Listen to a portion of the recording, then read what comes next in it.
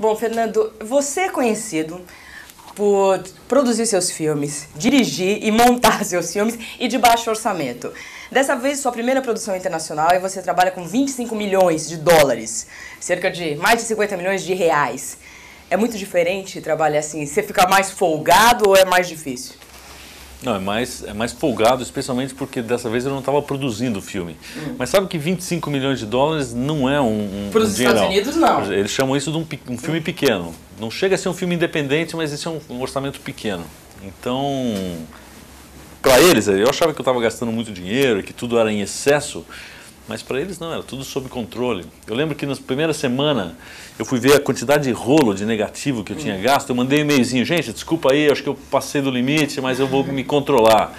Os caras mandaram, não, você está totalmente dentro e abaixo da média tal. E era espantosa a quantidade de negativo que eu gastei. Então existe esse sentido aí eu fui sentindo que realmente, eu fui aos poucos entendendo o tamanho, até onde eu podia ir.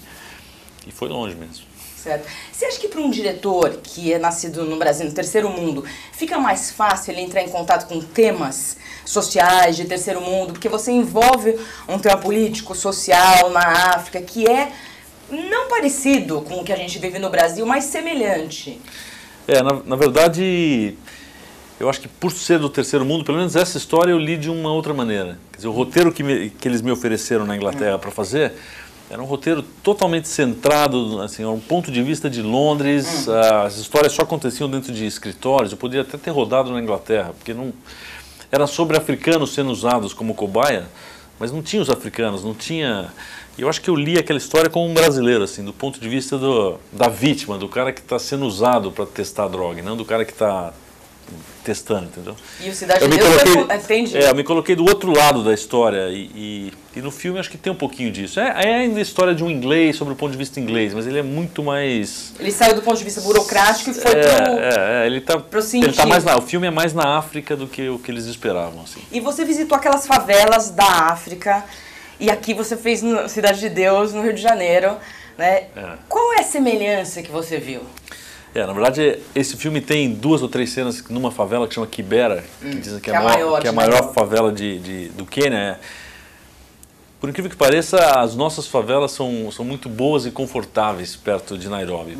Porque é muita fome lá, né? Não, aqui tem eletricidade, tem água corrente, tem um mínimo, assim. São pobres, mas tem um mínimo. E em Nairobi, no Quênia, não tem nada, cara. É impressionante. São casas de pau a pique. 800 mil pessoas moram nessa favela. São casas de pau a pique, com teto de zinco, chão de terra batida mesmo. E só não ter água e não ter nenhum tipo de esgoto é terrível. Imagina 800 mil pessoas morando num lugar onde não tem privada, não tem água corrente. Eles têm que pegar os seus galõezinhos, andar 2 quilômetros para encher aquilo e voltar para casa, para lavar roupa, para tomar banho, tudo tem que buscar, né?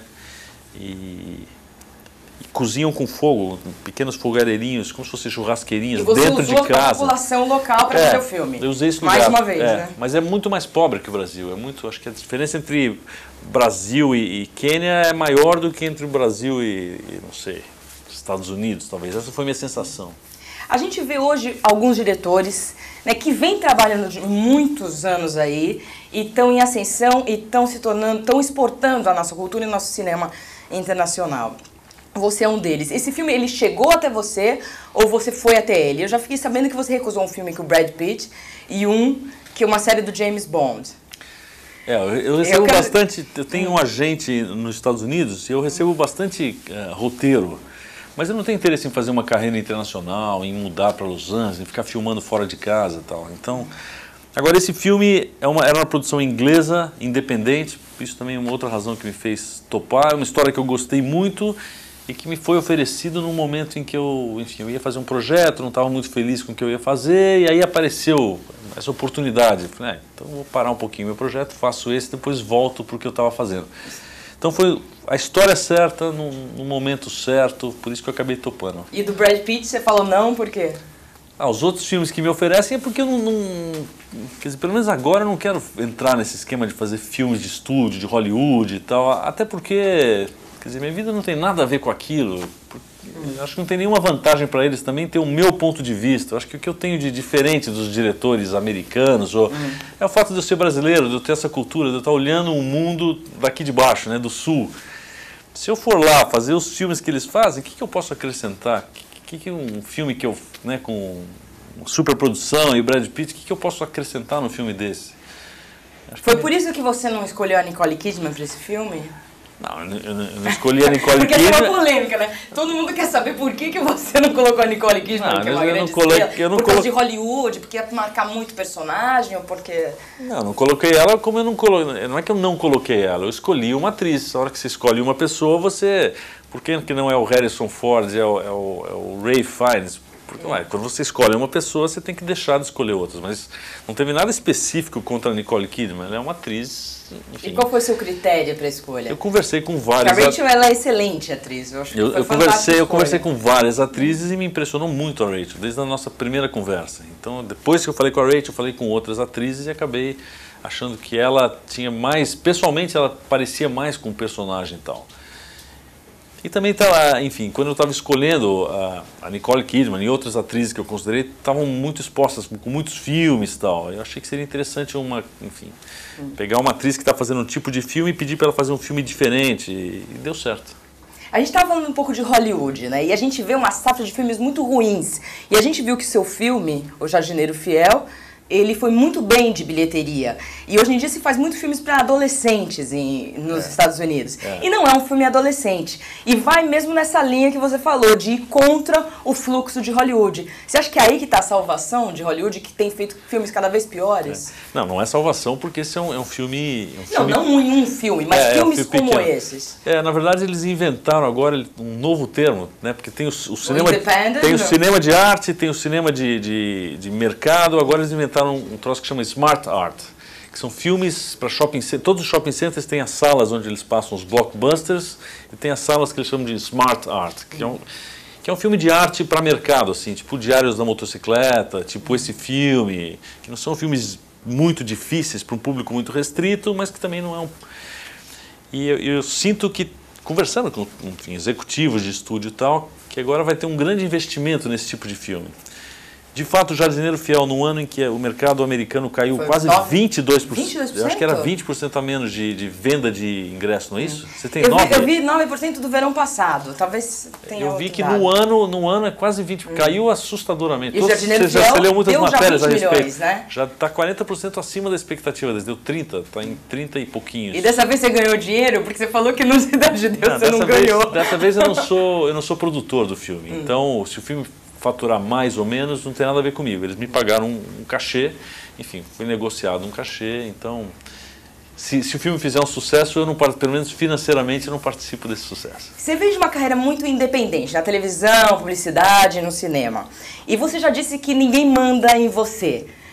Foi assim e é assim mesmo que funciona? Com você, pelo menos? Eu fiz uma carreira muito independente. E é verdade o que eu estou afirmando? Não sei.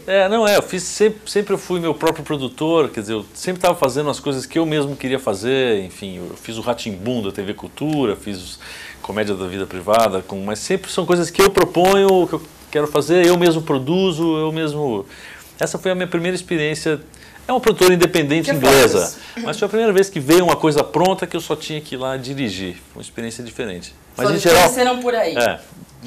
Mas para falar a verdade, para frente, agora nos próximos anos eu quero continuar fazendo como eu sempre fiz. Quer dizer, eu penso a história, eu desenvolvo, eu vou lá e faço. Entendeu? Tenho mais duas perguntas para você. Uma é sobre o Brasil e outra sobre o Oscar. Que eu tive o prazer de narrar quando você estava lá, eu estava com o Rubens Evolt Filho no SBT.